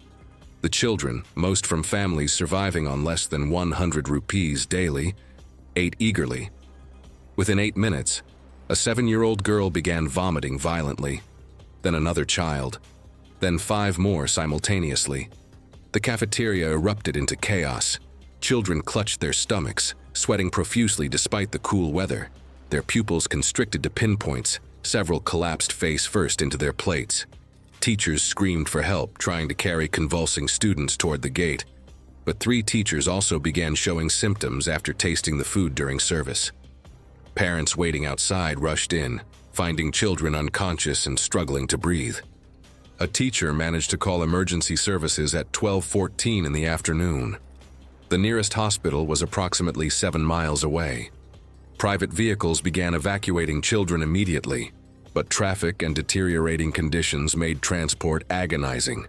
21 students and 3 staff members were transported to nearby hospitals, overwhelming emergency departments unprepared for mass casualty poisoning. 4 children, aged 6 to 9, died within hours from acute respiratory failure, complicated by secondary hypoxic organ injury. The post-mortem examinations revealed severe neurotoxicity, pulmonary edema, and secondary hypoxic damage to multiple organs, consistent with acute organophosphate poisoning. Their small bodies had absorbed lethal concentrations of the pesticide through ingestion, causing their nervous systems to fail, while breathing became impossible. The school's CCTV footage, showed Ramesh entering the side entrance with time-stamped grainy images that captured his movement, but not the exact stirring of the dal pot. So investigators still relied on the discarded bottle and vendor receipt to confirm the act. Investigators found the plastic pesticide bottle with a partially legible label, discarded 2 blocks away with his fingerprints partially intact. Ramesh was arrested later that evening. He was later convicted on multiple counts of murder and attempted murder and sentenced to life imprisonment, with the court citing deliberate retaliation and the vulnerability of the victims as aggravating factors. It was June 29, 2015, when a private backyard pool in Central Florida became the scene of a fatal incident rooted in deliberate retaliation. The home belonged to Grant Shelby, a 34-year-old construction foreman hosting a weekend gathering with friends and co-workers. Grant was known for his competitive nature and his tendency to settle conflicts publicly. Days earlier, during a crowded restaurant outing, he had confronted longtime friend Cade Miller over unpaid money, accusing him loudly and refusing to lower his voice. Several people witnessed the exchange. Cade left humiliated and angry. Grant's backyard featured an older residential in-ground pool installed before modern safety retrofits were common. While the pool had been updated cosmetically, its circulation system still relied on a single main drain connected to a high-powered pump. The drain was fitted with an anti-entrapment cover, but the system lacked a secondary drain or automatic vacuum release. Grant had delayed replacing the equipment due to cost. Cade arrived early to the gathering while Grant was inside preparing food. Security cameras mounted near the rear patio later showed Cade walking directly to the pool equipment area. He shut off the breaker briefly, removed the anti-entrapment drain cover using a handheld tool, then restored power to the pump before leaving the area. Investigators later determined this was done deliberately, disabling the pool's primary safety safeguard. When Grant emerged minutes later, he entered the pool without hesitation. He swam toward the deep end, diving beneath the surface. As he passed over the exposed main drain, the pump's suction pulled his upper thigh and hip firmly against the opening. Without a cover to distribute pressure, the vacuum sealed his body in place. Grant struggled immediately. Water churned violently around the drain as he attempted to push away, but the suction force, measured later during testing, was strong enough to pin an adult body underwater. His movements were visible from the surface, but several guests initially assumed he was holding his breath or playing. Within seconds, Grant's movements weakened. The suction prevented him from surfacing or repositioning.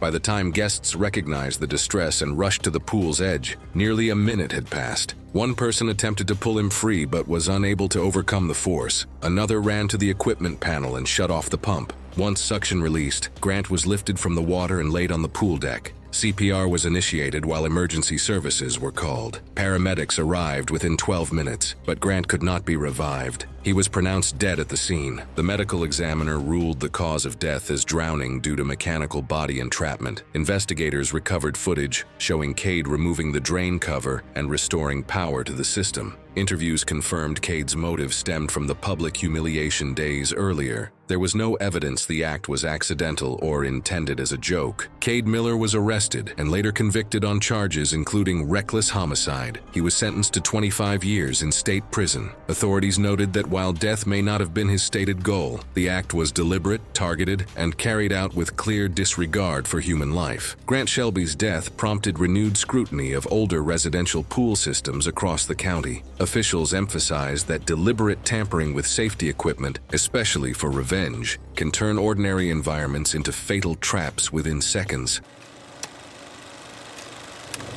It was August 9, 2017.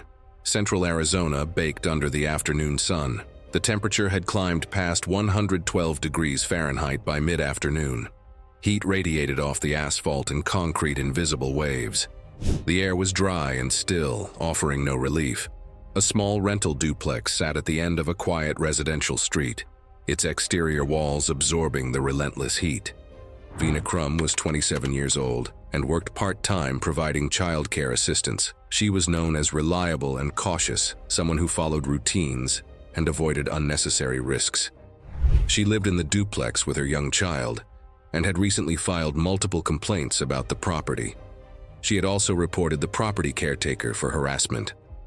Eric Halden was a 32-year-old man responsible for repairs and tenant issues across several units. His employment contract explicitly required a 24/7 response for lockouts involving children or emergencies. Their interactions had grown hostile after her complaints. Days before, he had sent her a message warning that she would regret making trouble. The duplex had an exterior door with an automatic lock that was known to jam in extreme heat. The caretaker had recently disabled the spare key access without notifying tenants. That afternoon, Veena returned home from shopping. She stepped inside briefly, then went back outside to retrieve something from the car. The door closed behind her and locked automatically. The lock had jammed. Her phone was in the car. She retrieved it and immediately called the caretaker. He did not answer. She called again. No response. A neighbor's motion-activated security camera captured her attempting to force the door open with her shoulder, throwing her full weight against it repeatedly. She tried the windows, but they were locked from the inside. She resumed slamming against the door, exerting herself continuously in direct sunlight. Her hands began to bleed from scraping against the door frame. The concrete driveway and surrounding asphalt amplified the heat. Direct sunlight reflected off every surface. There was no shade. Veena's movements became slower. She sat down briefly, then stood and resumed forcing the door, her breathing visible and labored. She tried calling neighbors, but most were at work. The footage showed her leaning against the door between efforts, her posture weakening. The camera recorded her collapsing near the door. She did not get back up. Inside, her child could be seen through the window crying.